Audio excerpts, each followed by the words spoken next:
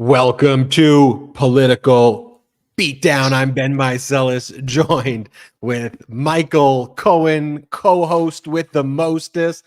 First off, happy Halloween, everybody out there. Michael Cohen is going as himself, as Superman, obviously, dressing up as himself. And me too, that's our theme. We're both dressing up like ourselves. I'm Ben, he's Superman. So let's get on with the show. Michael Cohen, we're about a week out from when your testimony was. And thankfully, you provided us. We're so grateful that you provided us with kind of your immediate reaction right after the testimony, the day of, and then the day after. But I want to get your reflections now that some time has passed. Hopefully, you've been able to get a little rest, although I know that's very difficult still. But there's been a lot out there about your testimony and what that interaction was like with Alina Habba, what you testified to, what she asked you. So I'd love for you to clear up the confusion now and maybe just give us a broader context of what went down now that we're about a week removed. Sure. So one of the things that Donald and team decided that they were going to do is they were going to concentrate specifically on trying to discredit me. Somewhere along the line, one of the legal beagle geniuses that he now employs said to him that if we could discredit Cohen to the extent that, we keep calling him a convicted liar, etc., they're going to then make that motion for a directed verdict, claiming that Tish James could not or should not have relied upon his testimony, being that, again, he's a convicted perjurer and a liar. And as a direct result, that the judge would have no choice but to provide him with a directed verdict. Well, when Cliff Robert decided to make that motion and the judge basically laughed at him and said, absolutely denied. I mean, I've done my share of legal work over the years, going back since 1991, 92. I've never seen a judge, and I've never heard a judge ever say absolutely denied. I mean, it's just something that I've never seen happen. What they were trying to do is claim in the very beginning of my testimony, both on direct and then on cross, I stated, which I have stated on many occasions, that I did not commit tax evasion, nor did I commit a misrepresentation to the bank regarding the HELOC or on anything for that matter. Well, in the testimony that they had, which was the testimony before the Senate Permanent Select Committee on Intelligence, I stated the question that was asked of me was specifically, did Donald Trump tell you to inflate his assets in the statement of financial condition? And I stated the answer, which was no. So you may be saying to yourself, well, how is it possible that you're saying no, but in the first part of your testimony, you stated that he told you to inflate the numbers? In fact, I didn't say that he told me to do it. What I said was he directed me to do it. And let me explain the distinction here, because there is no lie. And the only ones that are trying to spell this out as a lie are obviously Team Trump. They're the people that are around him, as well as like the OANs and the Newsmax. So here's how I explained it in redirect.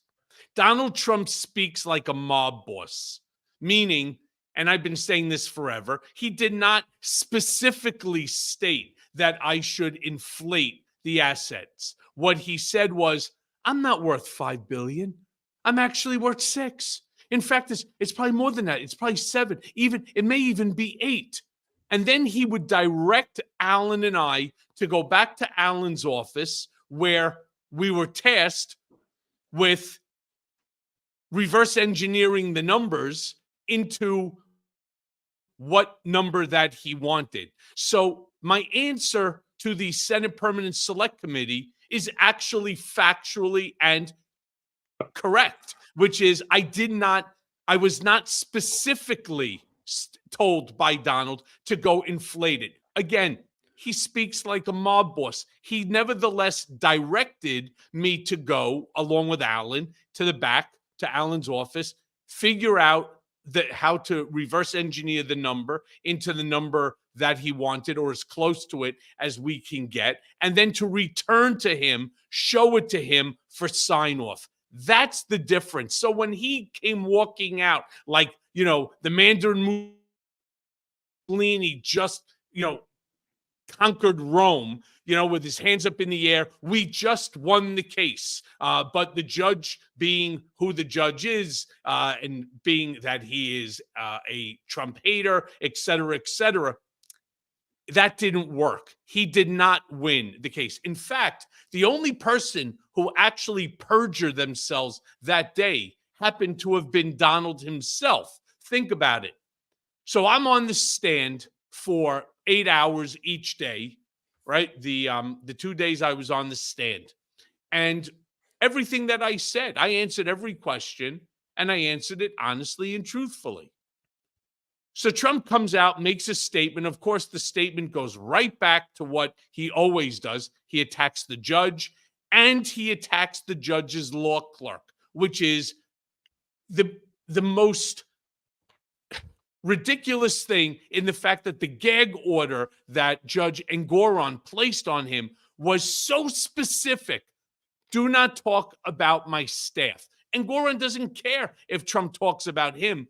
Don't talk about my staff. Somebody can get hurt or worse. But Trump can't even adhere to the most minimum of a gag order possible. Instead, what does he do? He attacks the judge's law clerk as well. So Engoron will have none of this. And what does he then do? He then has Donald take the stand. And under oath, he asks him, who were you talking about when you made that statement outside the court door, right outside these courtroom doors? Who were you talking about? To which Trump turns around and he says, I was talking about Michael Cohen, who was sitting next to you. No, I wasn't. I was sitting in the witness chair, right? I may have been in the same dais as the judge, but the person sitting next to him, who he was clearly referring to, was Judge Engoron's law clerk. Plain and simple. In fact, Engoron's comments to Trump, I don't find your testimony credible. You know what that amounts to? Ben, that amounts to perjury. The only one that fucking lied on the stand happened to have been Donald. And he was only on the stand for what? 3 minutes in total? I can just imagine what his testimony will be like if he has the guts, which he does not, if he has the guts to get up onto the stand for this New York AG trial after Don, Ivanka, and Eric go. Someone asked a good question in the chat that I'm curious about as well, and you probably know the answer. How many executives are there at the Trump organization? The question was a little more broad than how many employees, but I don't want to refer to just like, some of the staff who worked, in the catering or things like that. How much like executives, VP levels and above are at the Trump organization? Including the 3 kids, Don, Ivanka, and Eric, probably, I think it's an additional 12 in total. Myself obviously included, but it's probably an additional 12. But out of those 12, 6 were really the inner circle, or the circle of trust, as Robert De Niro put it in Meet the Fockers, right? That's really what it was. It was probably 6 people in total doing everything for him day to day, plus the kids. So make it 9, and then maybe another 6 in total that were executives, but they really did their own thing. Like, for example, the guy who was an executive vice president but ran the hotel division, or the guy who was the executive vice president who ran the Trump International Realty, or another executive vice president who was in charge of construction. They didn't really interact with Donald as we did on a day-to-day basis, and actually multiple times per day. Yeah. So it's not a sprawling hundreds or thousands of executives. So when Eric's there in his deposition, or Don Jr. or Donald saying that they don't even recognize who these people are, or who don't even know, I just want people to be very clear that it's not like this is one of this, like a multinational corporation that Donald Trump tries to project that this thing is, where he may not know executive number 973. Here's what I want to say No, about the but see, the ones that it's a good point, but executive 973, there is no executive exactly, that's the point. 973. The Exactly. point is there are at least more than 1,000 total employees, but that also includes people that are working at the golf course, the Exactly. groundskeepers. That also includes the guys that take care of the golf carts, or the ones that work in the in the shop, selling the golf clubs, the balls, the hats, the shirts, and so on, or the ones that work in the restaurant, from the chef all the way to the waiting staff. Yes, I could acknowledge that Donald probably would not, he would not recall the names of those individuals.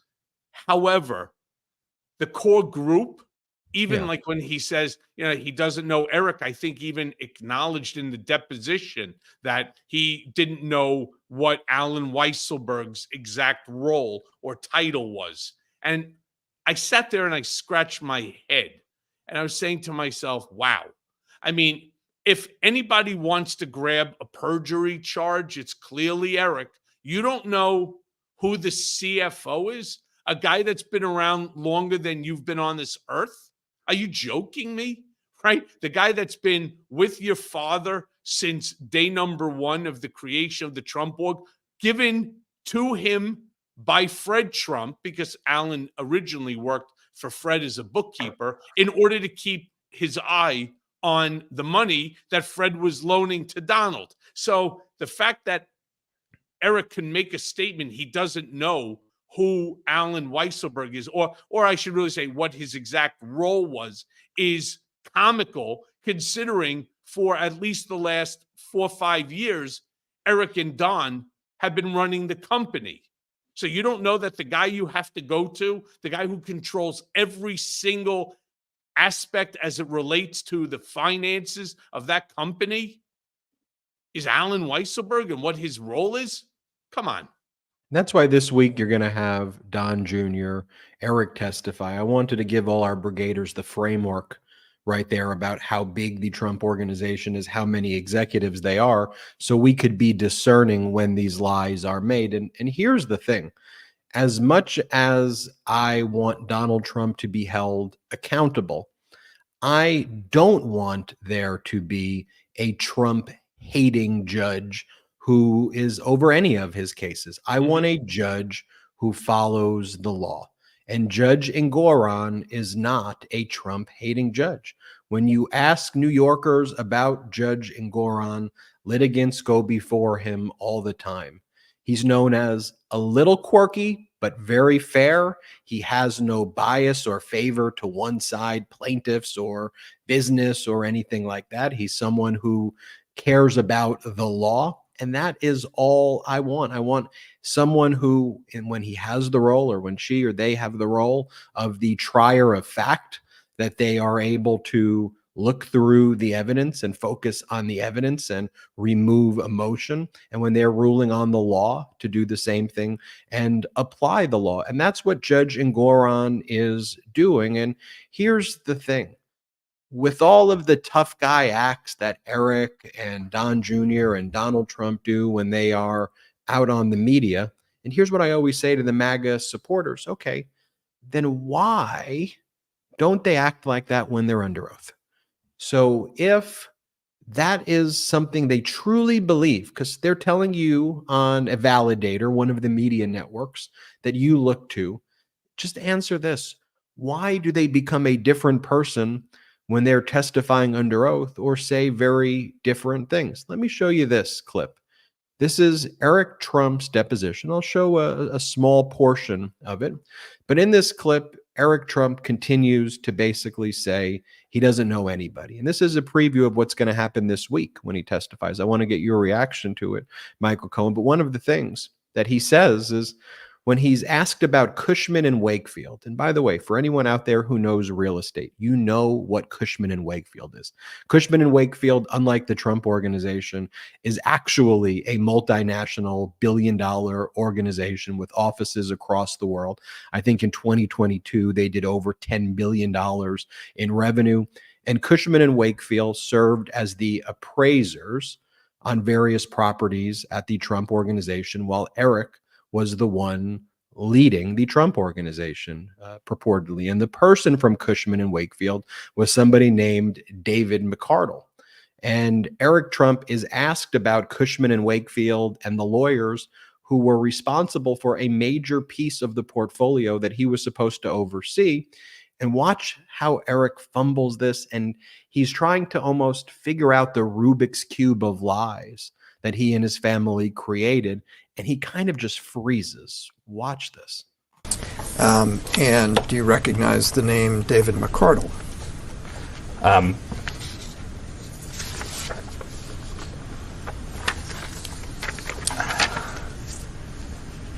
I recognize the name very vaguely, and I recognize the name very, very vaguely. Cushman, Wakefield. Yes, I recognize the name. And does this refresh your recollection that in mid-2014, Cushman and Wakefield had been retained to provide consulting services related to an analysis of the estimated value of a potential conservation easement on all or part of the Seven Springs estate? Truthfully, Andy, it really doesn't. This isn't to me. I didn't sign this. This looked like it was something between Sherry Dillon and Cushman and Wakefield. It's extremely consistent with what she would have done. It's extremely inconsistent with what my role is at the company. I just don't. I think I was very kind of clear that, to the best of my knowledge, I really haven't been involved.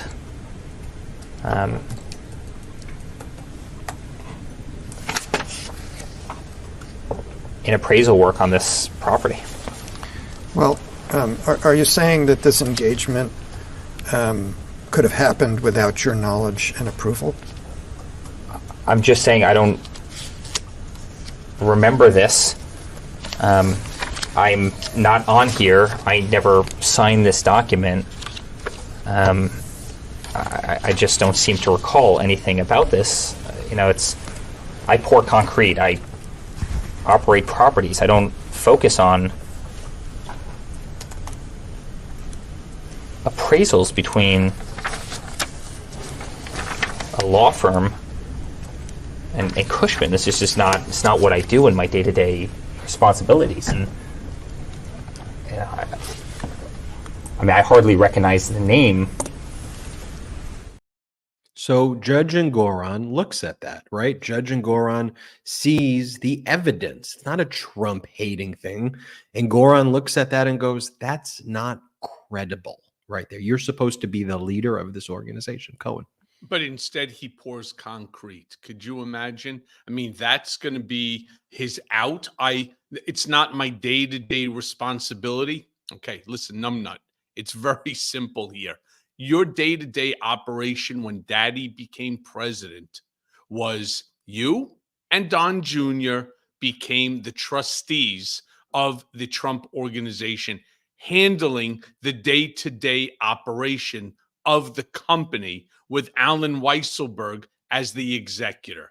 Plain and simple. That's what, Google it. You'll see that what I'm saying is 100% accurate. And nobody asked Eric to pour concrete. Eric couldn't pour concrete if it was quickset. I mean, it's a joke. It's a lie. And if you see, he's trying to wordsmith and play with, I vaguely remember, I don't remember, it's not my job, it's not my responsibility, I pour concrete. Really? You see, if I was the attorney asking the question, my next question would be, okay, let me ask you this. When you pour concrete, don't you have to pour concrete depending upon the PSI, the pound, right, per square inch? So if you're going to pour concrete, let's say for 1,000 PSI, how would you calculate it since you pour concrete? Have you actually ever operated a concrete machine? Have you actually, forgetting about whether or not you make the mixture, forgetting about whether or not you drive the truck that spins around and around, have you actually ever poured it and set concrete? And if first of all, I think he would say no, right? I've never actually physically have done it. So when you said that I poured concrete, what did you mean by that? You hired somebody to pour.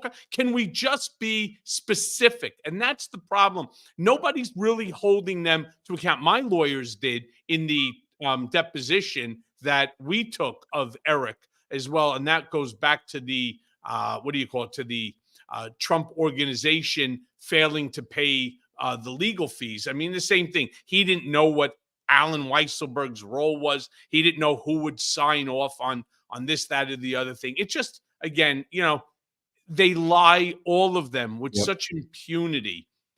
One of the comments that came up by one of our brigaders, it's a good question, but it's somewhat misguided. So I just wanted to explain it because it falls directly into this. When you say, why doesn't he just plead guilty and move on to his campaign and to the next case that's going to be coming up, which is in March? It's either going to be the District Attorney of New York case, the other one that I'm also involved in, or it's going to be the Washington, D.C., the documents case. And here's the reason. Yeah, just to be clear, the Washington, D.C. one's the overturning the election case. No, that's overturning the election is Georgia. The DA case I'm referring to, I think, is the one with the documents. It's the document. The document case is May of 2024, March 4th of 2024, the one before Judge Tanya Chutkin, Special Counsel Jack Smith, federal case overthrowing the results of the 2020. Got it. Got it. There's so many indictments and so many cases. In all fairness, who could keep track? Personally, I don't even give a shit, right? As long as he gets held accountable for each and every one of his dirty deeds. But it's very important to understand this case with the New York Attorney General. Once again, it is a civil case. So it's not like you could plead guilty.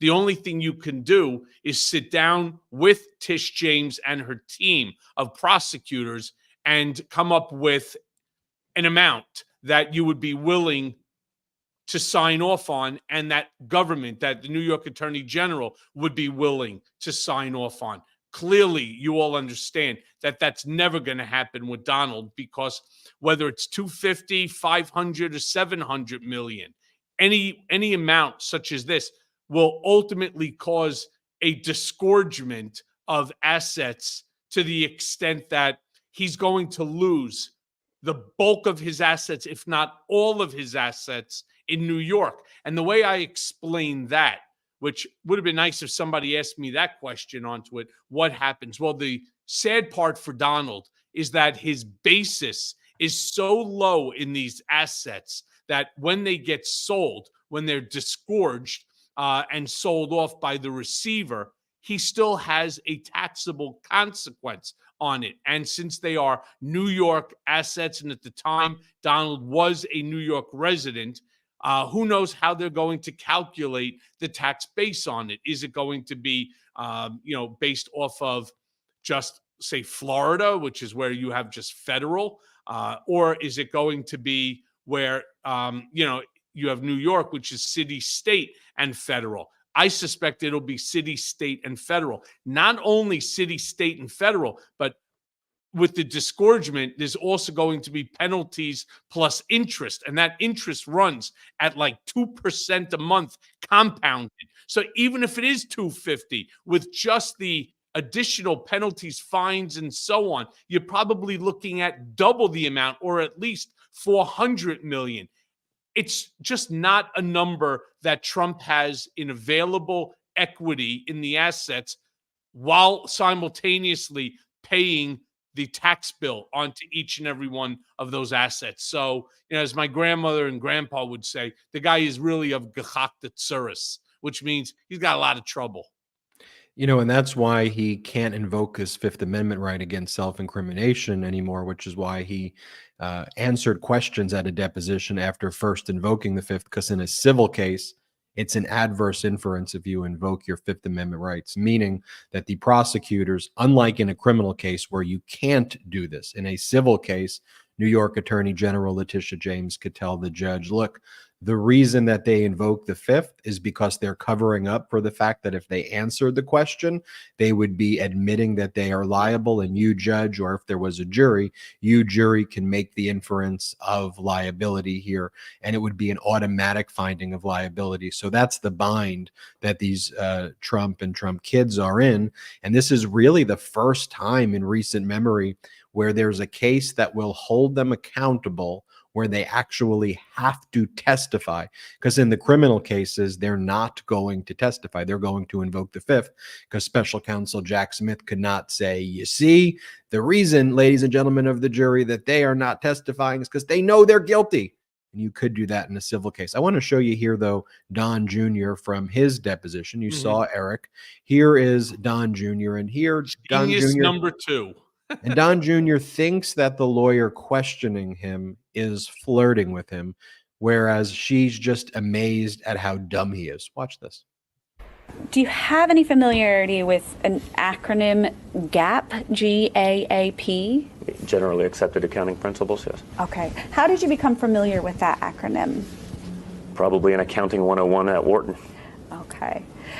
What do they teach you about generally accepted accounting principles in Wharton?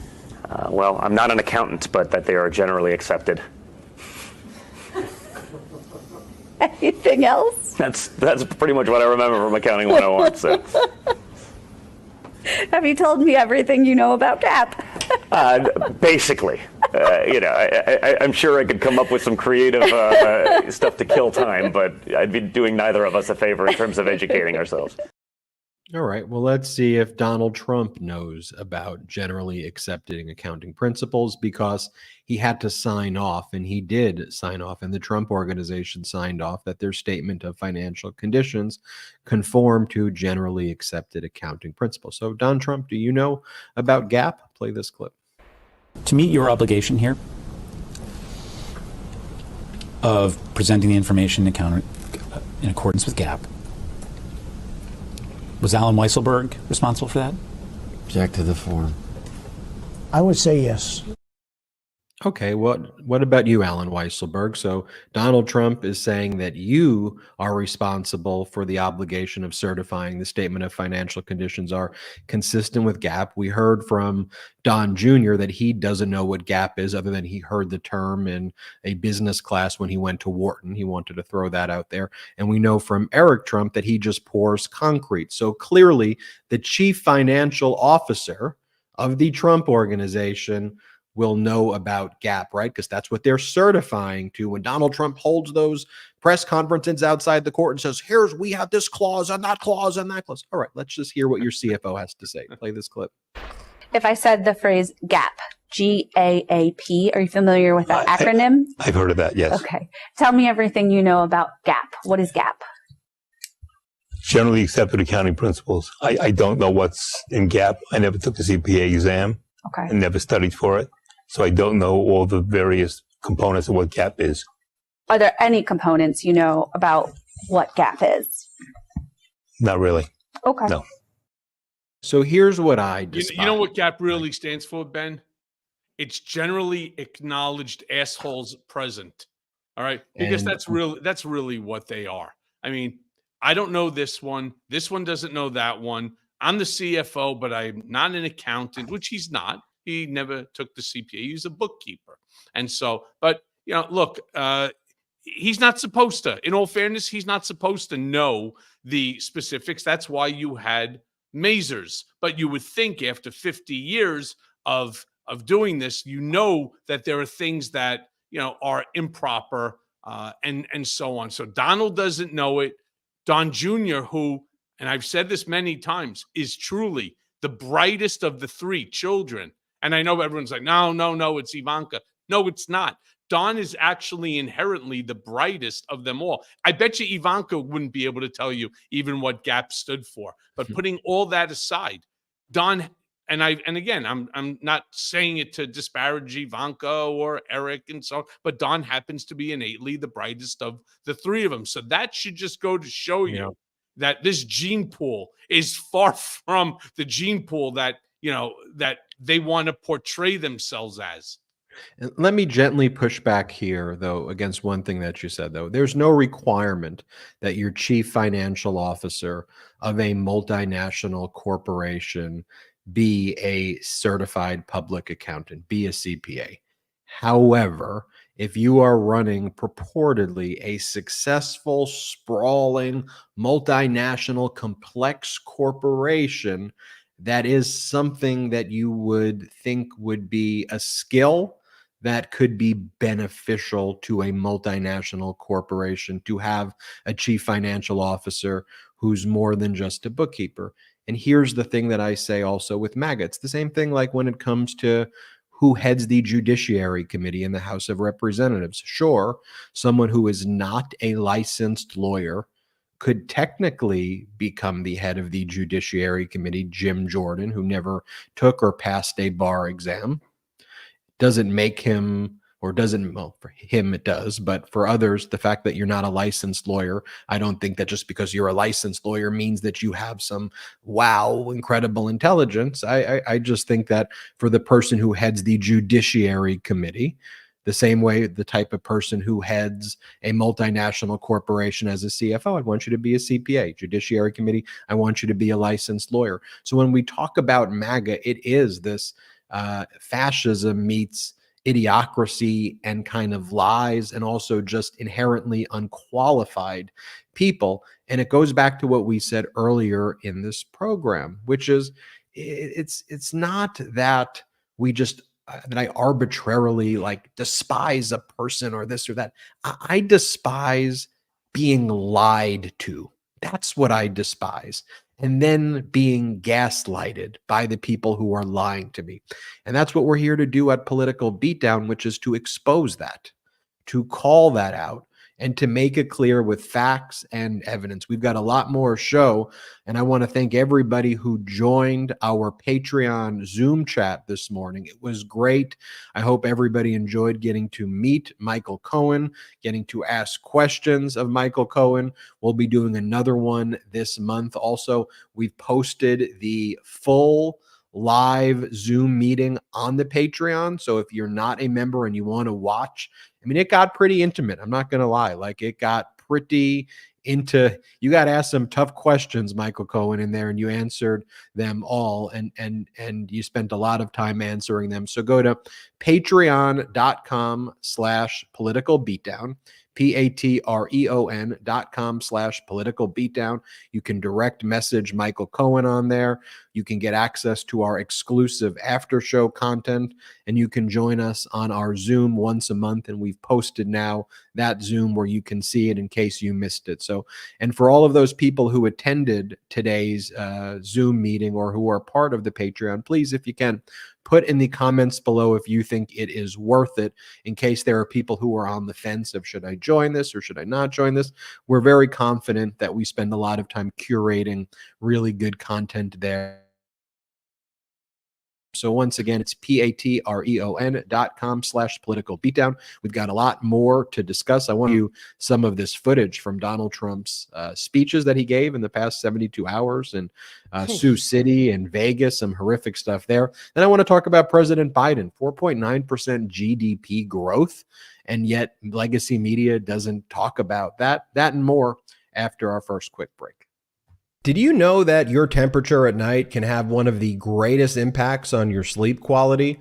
If you wake up too hot or too cold, I highly recommend you check out Miracle Made's bed sheets. Inspired by NASA, Miracle Made uses silver-infused fabrics and makes temperature-regulating bedding so you can sleep at the perfect temperature all night long, using silver-infused fabrics inspired By NASA, Miracle Made sheets are thermoregulating and designed to keep you at the perfect temperature all night long, so you get better sleep every night. These sheets are infused with silver that prevent up to 99.7% of bacterial growth, leaving them to stay cleaner and fresh 3 times longer than other sheets. No more gross odors. Miracle sheets are luxuriously comfortable without the high price tag of other luxury brands and feel as nice, if not nicer, than sheets used by some 5-star hotels.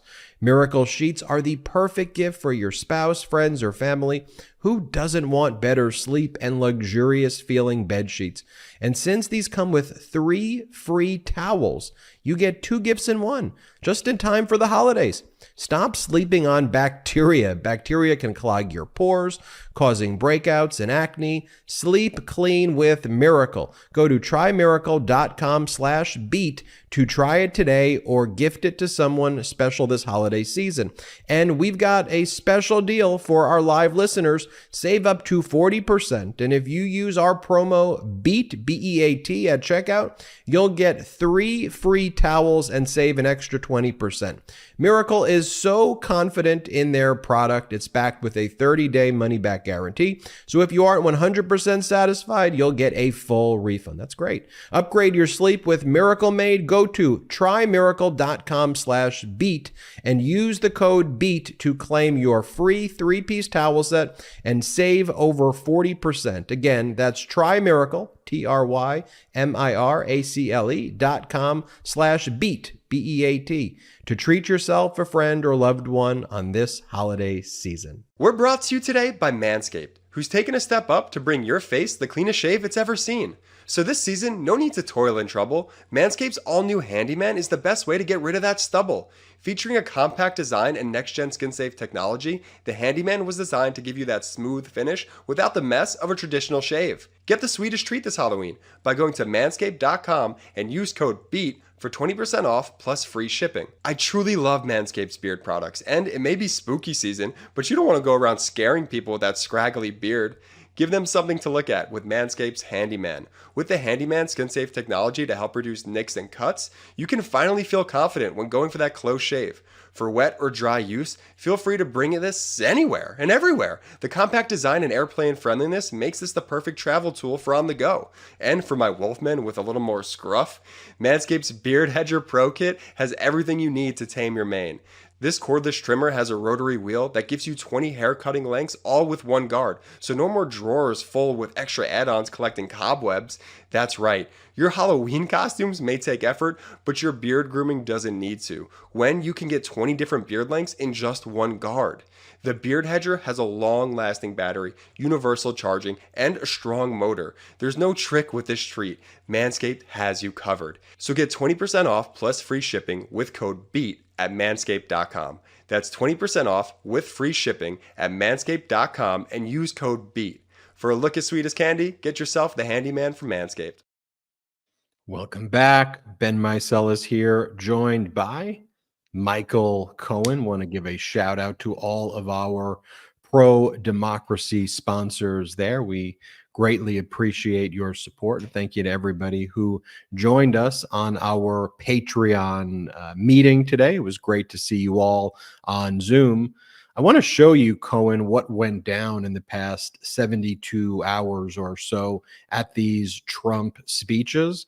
And I think finally, after we keep reporting it here on Political Beatdown and throughout the Midas Touch Network, some legacy media is finally picking this up, or finally, saying, wait a minute, there may be something off with Donald Trump. You think there may be something, or you think it may be massive? And here's the first clip that I want to show. And this is a part of his speech. His stump speech is he blames the lights. He praises Viktor Orban. He talks about his relationship with Kim Jong-un.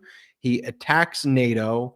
He does this skit where he mocks trans people and he makes weightlifting kind of grunt noises.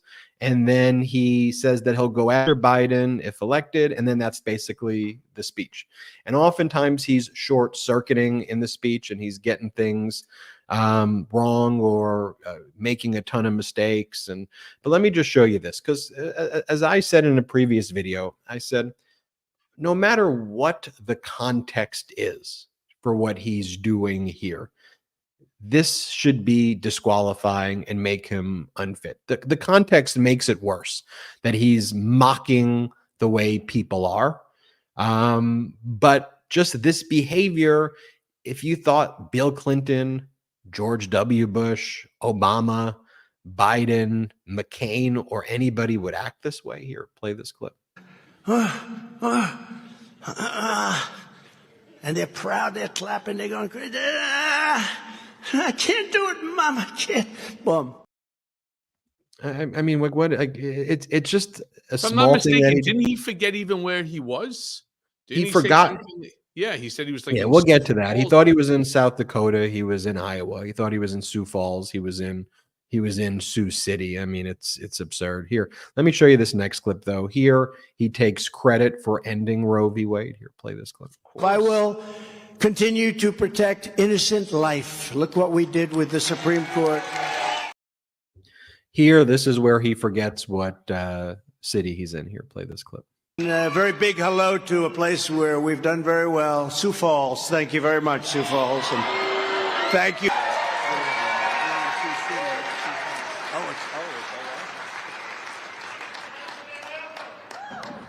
So, Sioux City, let me ask you. And here he is. Does he think he's fooling anybody? Sioux City. Let me ask you this. He had nothing to ask them. Basically, he's trying to show that he has an idea where the hell he's at. I mean, seriously, this is the guy who's the front runner for the GOP. This is a guy who wants to be president of the United States again after a failing 4 years. What are these people thinking? Couldn't agree more. Here's what they're thinking. Attack NATO. Here, play this clip of Donald Trump attacking NATO. I'm not going to protect you any longer. And I remember the head of a country stood up and said, does that mean that if Russia attacks my country, you will not be there? That's right. That's what it means. I will not protect you. And the money came. And I want to show you this too. This is what took place before he spoke. There was a purported pastor who talks about you need to pray for Trump because Trump is getting all of this from God directly. Here, play this clip. Our leaders, especially President Trump, has faced scrutiny, criticism, and people have always been trying to knock him down. We need to constantly pray for them and pray for our leaders, pray for our President Trump as he listens to God and does what he says. Watches his hand move and do what he does. Listen again. But if it is of God, you will not be able to overthrow them, or else you may even be found fighting against God. Amen? Amen. And I see a woman in the fourth row with a diamond ring. Come on, give it up to Trump. Amen. Amen. A little bit of hallelujah there. Just come on, give up that diamond ring to Trump. He needs that money. He needs that money. Amen. Can I get a hallelujah out of you, Ben? Well, you see the Trump. What an asshole. Did Honestly, you see on the what side, an it was like buytrumpgift.com to get the surprise gift pack. I mean, what in the world is going on? Yeah, I'm doing a hot take on this later. I examined what like the Des Moines Register was saying about this and what was the Sioux Falls local paper wrote about it. They call themselves the Argus Leader as well. And you watch what we're showing you right there. He's attacking NATO, mocking people, making weird noises, getting the name of the women's city wrong. rights to choose. He's taking And the headline, and it's not even in a big, it's not like an arena. He's in like a small theater in Sioux City, a relatively small theater. It didn't have a lot of energy, and it's not written by AI. But at this point, we've examined so many of the local press stories about when Donald Trump goes into these red states, and it's like cookie cutter, you know. And I remember this expression coined by Hannah Arendt about the banality of evil and how it just becomes so ingrained in people's professions that, like, the reporter, when I look through the reporter's timeline who was writing about these events, like, it wasn't a MAGA person. She wrote about Pete Buttigieg coming to South Dakota. She wrote about, mental health. Like, she's not but she went there and, like, wrote the Trump piece without any, wait a minute, he's bragging about overturning Roe v. Wade, attacking NATO, praising Viktor Orban, not knowing the right cities, and mocking trans people. And it's like, and you write, the crowd gave him a rousing applause as he went after his political enemies. They do that every speech. That's why he keeps on doing the speech. Here, because Trump he can't remember anything else, Ben. As you know, one of my favorite brigaders here, Cheyenne from Hawaii, been a longtime supporter. Happy Halloween, Cheyenne. But you're right. It's the bullshit show. I couldn't think of what to call Donald Trump's rallies. And it should be called, remember, like, there was that movie, The Truman Show? His rallies should all be dubbed, as of today, I hereby declare on Political Beatdown to my brigaders, all right, to my brigaders, Trump's rallies are to be known as the bullshit show, because that's all that they spew. It's hatred and bullshit. Nothing that comes out of his mouth. It is the biggest joke in the world. He doesn't reflect properly or well upon Christians or the New Testament, not in the slightest. First of all, the guy has never read the New Testament. He doesn't understand anything about religion because he doesn't, this is not my words again, this is his, he doesn't believe in God. In fact, you may have remembered when he said on Fox News that he's never apologized to God for making a mistake because he can't remember if he ever made one. I mean, that in and of itself, could you imagine? Donald Trump has never made a mistake. The fact that he wakes up is a fucking mistake. What nonsense. I mean, the guy wouldn't know the Bible from his Mein Kampf. This is not a joke. And again, every single show, I always say the same thing, and I hate, but it's imperative, the repetition on please make sure that you are all registered to vote. This is really pivotal. Not only you, but anyone that you live with, your family, your friends, your coworkers, that guy that walks on the street, your mailman. I don't care. Make sure everyone is registered to vote as a Democrat, and let's just kick the GOP's ass so bad with this massive blue tidal wave, this tsunami that will just drown out this GOP nonsense, the bullshit show. We need to drown them out. We need to show these GOP lunatics like the Marjorie Toilet Greens and the Josh Hawleys, who in all fairness has been kind of quiet, the George Santoses, the whole group of them. We need to drown them out. We need to get rid of them, reclaim the House. Why? So that stuff can get done. Can you imagine how much more stuff would be able to be done if, in fact, we had decent people inside, not these obstructionists that are not only screwing up Biden's, wishes and wants in terms of running the country, but their own GOP is completely in turmoil. So please make sure, because again, we don't even want to leave this up, as they would say in the boxing ring. Don't leave it up to the judges. All right. We need to make sure it's a knockout punch once and for all.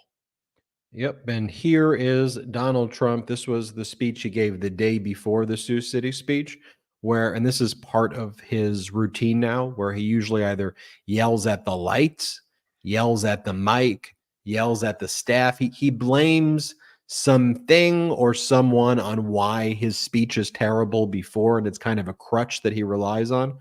Watch him complain about the lights. And I apologize for those lights. The only place I don't have a light's up here, so that means we're going to have to wing it tonight, okay? There's no light. They give us plenty of lights, but not to read this crap. Look, they wrote me a beautiful speech. I might as well throw it right out the window. And here Donald Trump short circuits briefly, and we've seen this happen in almost every one of his speeches. He'll like forget the word, and then he does this thing where he'll be like, "When anywho, just watch him, just watch it in action." Colleges and universities will purge the anti-Semitism and pro-terrorism. What you're doing, the terrorism, this. So take that, and now I want you to compare it to President Biden. This needs to get more attention. 4.9% GDP growth in the third quarter. Unemployment is the lowest it's ever been on record under President Biden. America now has brought inflation down so that it's the lowest of G7 nations with the highest GDP of G7 nations. Number one, right? Like, so if you were in the World Cup, we would be getting the trophy. We would be the champion. That would be a good thing. There's still a lot of work that needs to be done. And certainly a lot of the issues involve price gouging by Middle East oil suppliers, oil companies, multinational corporations that price gouge. And there needs to be steps taken while Republicans cover for them. And this isn't to spike the football, but 4.9% GDP growth. Donald Trump was bragging, and the media amplified it, when it was 2.7% GDP growth. And Donald Trump said 4.9% was never possible, and that if you elected a Democrat, it would be negative 4.9%. Well, I have news for you. It's positive 4.9% GDP growth. So you saw Donald Trump's speeches. Now let me show you President Biden. Here, President Biden is talking about the historic agreement that was reached with the United Auto Workers and the good economic news, showing something that he always believed. Play this clip. Folks, look, today's historic agreement is yet another piece of good economic news showing something I've always believed. Worker power. Worker power is critical to building an economy from the middle out and the bottom up. And so is economic growth. We just learned that our economy grew 4.9% the last quarter, the highest growth in 2 years, just as inflation continues to come down. We've more to do, but we're finally beginning to build an economy that works for working people, for the middle class, for the entire company, the entire country, including the companies. Because when we do that, the poor have a ladder up, the middle class does well, and the wealthy still do very well. We all do well. And that 4.9% GDP growth. Compare this to 2017 when Donald Trump was bragging about 2.6%. Only the data here, folks, on Political Beatdown. Play this clip. GDP for the quarter just released at 2.6%. So that's so much higher than anticipated. Remember, I was saying we're going to try and hit 3% sometime over the next period of 2 years. Well, 2.6 is getting closer, Gary, closer than we thought, and a lot faster than we thought. But don't worry. And now, stupid. And now here's Fox last week announcing the 4.9%. Because, you know, Fox, all these shows, they like root against it. And so once they get the data, they don't know how to present it. And so they're kind of like confused about it because they perpetuate these false narratives. Play this clip. That's right. We've got GDP at 4.9%. That is the first read on third quarter GDP. That is a surprise on the upside. We had been expecting consensus was 4.3%. You can see that's a big positive number. The Dow continues in negative territory ahead of the open here. Look at this. 4.9% is well over twice second quarter GDP, which was 2.1%. First quarter GDP, 2%. So you can see some really strong expansion here. And let's be clear, when Trump was hitting 2.6% while increasing our debt by $8 trillion, running the biggest deficits in the history of America, all of those business shows, all of those networks, front cover praising it, economic renaissance, how incredible it is. President Biden hits 4.9%. Those are like numbers unheard. Those are almost unheard of numbers. And I hate to say it, but Jamie Harrison, who's running the DNC, the Democrats, we are just not getting that message out there. That should be front and center on everything. The Biden spin machine, the Biden communications office, not a single word should be coming out on anything right now other than the GDP numbers. That's just where it should be. And, you know, as we come close towards the end of the program, of course, somebody has to get the two-finger salute. Otherwise, it just wouldn't be a political beatdown. And I thought long and hard about this. And I'll tell you who actually really, truly deserves it. We didn't have a chance to speak about him. It's MAGA Mike Johnson. He's from Louisiana, right? If I'm not mistaken. Yeah, MAGA Mike Johnson. If there's anybody that deserves it, this guy, if you take a look to see, first of all, he's completely inexperienced for the job. Second of all, he himself is an absolute anti-women's right to choose. He's pro-life. He is anti-abortion. He's so many things that these MAGA maniacs all want to do. He is absolutely 100% going to try to put something on the table as relates to same-sex marriage. The guy is the absolute worst of the worst. And how he ended up, becoming the Speaker of the House, it just goes to show you how bad of a human being Jim Jordan was, that he couldn't even get the speakership. But this guy is hopefully very short-lived, but as he continues to promote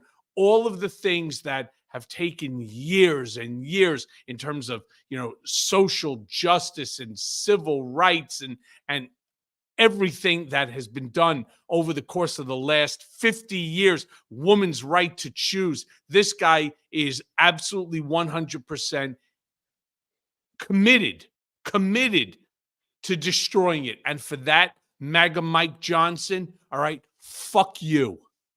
And, MAGA Mike's most recent move was to tie military aid to defunding the IRS, and defunding the IRS, which actually will result in increasing the deficit and thereby increasing the debt. When the IRS is well funded, the studies show what happens. The wait time reduces, so people are able to engage with it more. The IRS is able to conduct more audits of billionaires and decamillionaires, collect more tax revenue, and billionaires want to do the thing that Trump does, drag out the audits for years and years and years, decades and decades, and rely on an understaffed IRS. And so what the Republicans are trying to do, again, it's just gaslighting.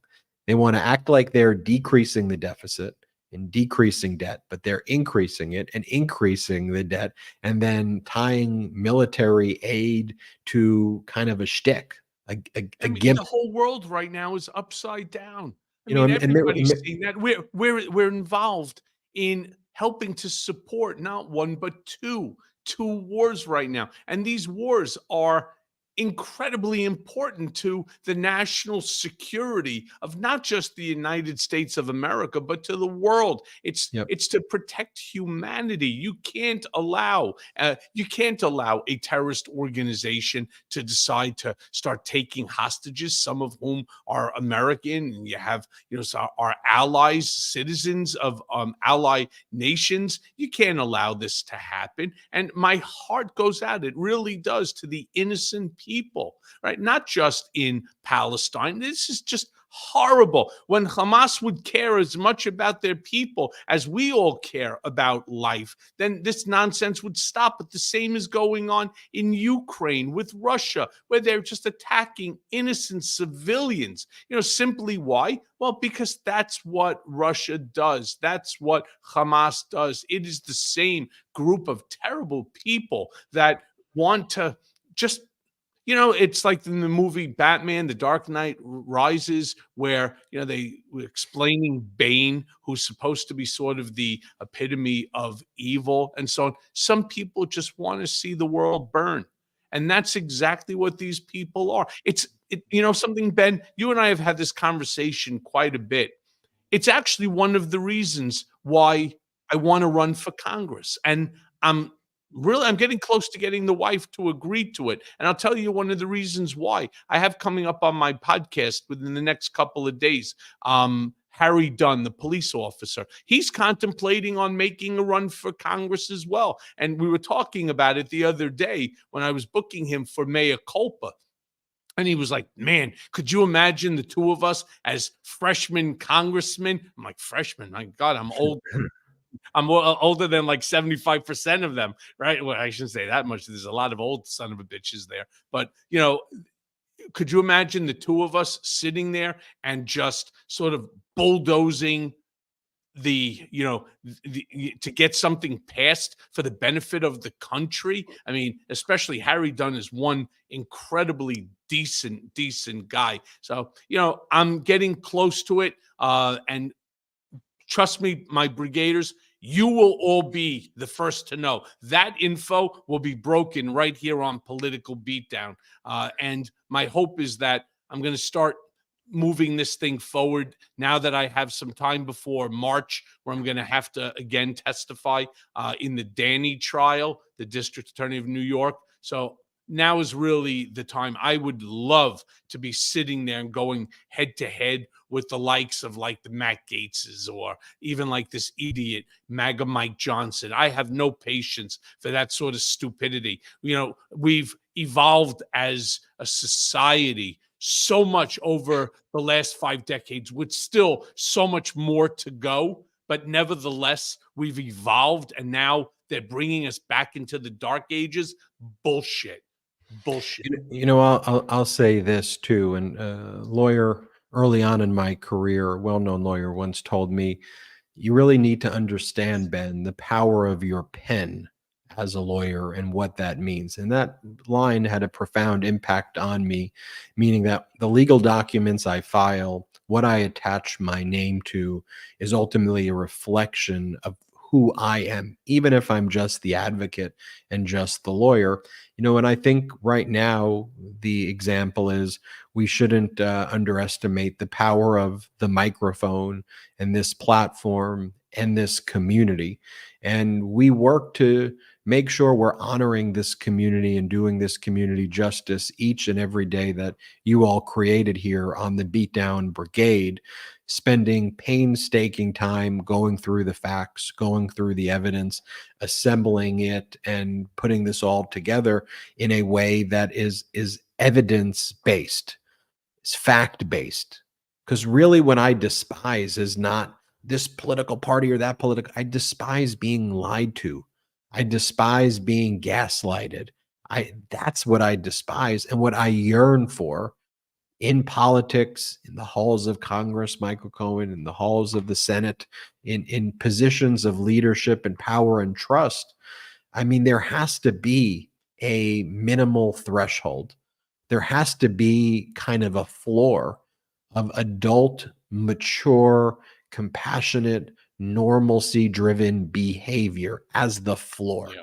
And then we should be able to move up from there and aspire to do right by the American people and to help American people and to use government for good. And there will always be dysfunction in the government. There will always be problems. That's inherent in it. But I don't want to give up on the very fact that this American experiment is something I truly believe in. And I will not rest while I know that there are powerful interests out there who are trying to rip that apart, that are trying to rip that away from you. I love our flag. Yep. I love our Constitution. I love the United States of America. And I want to do each and everything I can do every day with Michael Cohen, with you, the Beatdown Brigade, to make sure that we are supporting, defending, and protecting our democracy. So Democracy. I just have two requests from our brigaders. The first one is if you would be kind enough and go to my Twitter account at Michael Cohen 212, and you'll see pinned to the very top, send the email, send a letter to President Biden regarding the pardon. So far, I know that there's been more than 50,000 Could you imagine? More than 50,000. I want this on his desk. I already have letters from John Dean. I have it from Nick Ackerman. I have it from Congressman Raskin, Congressman Steve Cohen of Tennessee, no relation. I have it from Asha Rangappa and former Ambassador Norm Eisen, who was the ethics czar under the Obama administration. I have some real people who had written letters, because it is the job of the president to protect each and every one of us, not just from outside forces, but from inside forces as well. And that's the weaponization of the Justice Department by an out-of-control, rogue former president and his bloviated Attorney General, Bill Barr. All right? They need to do something. They need to correct this. That's the first. The second, I have now moved the RSS feed. Many of you would probably know this, for my Mea Culpa podcast.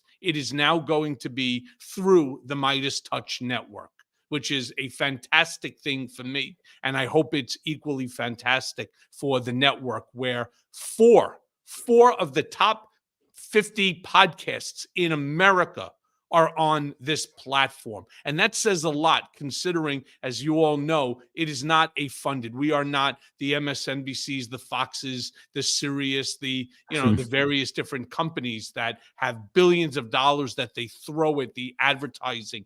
People enjoy hearing the truth. And so if you would all be kind enough, go to wherever it is that you listen to your podcasts.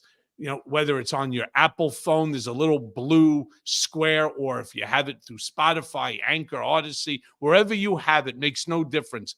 You'll see Mea Culpa podcast, but go for the one that has the blue background. That's the new one. So to hear all the old ones and the new one, and the new ones that will be coming up, that's through the RSS feed of the Midas Touch Network, please go to there, follow it, subscribe, do whatever you need to do. You could also leave a nice little 5-star review. That's appreciated as well. But more importantly, I want to end the old RSS feed and only operate under the new RSS feed with all the new episodes that are going to, again, be through this fantastic network that, so much to thank for Ben, his brothers Brett, Jordy, and the whole team of legal beagles on like Legal AF with Mike Popak or Ignofalo, just a fantastic group of people. So please, if you would do that, greatly appreciated, and lots of love to that. So great to have you on the RSS feed for the Mea Culpa as well as Political Beatdown. To all the 14,000 people who are watching this live right now, go and check out a new Midas Touch video just dropped on the feed. Prosecutors make deadly move. Trump is toast. And you'll hear what Chris Christie had to say earlier today. Not just the former governor of New Jersey and Republican candidate for the presidency, but a former top prosecutor in New Jersey who knows a thing or two about corruption cases and is a Republican, saying that Trump will be convicted. Check that video out. It just got posted. Also, the RSS feed is in the description for Mea Culpa. So if you go to the description, you can check that out. We're going to do our after show right now at patreon.com/political beatdown. If you go right now and you subscribe to patreon.com/political beatdown, you'll get to see the Zoom meeting that took place today as well. And it helps support the growth of this independent media platform where we don't have outside investors. Thank you, everybody, for watching Political Beatdown. Time for the after show, and check out the other videos in the Midas Touch feed and subscribe to Mea Culpa, description in the link below. Have a great day.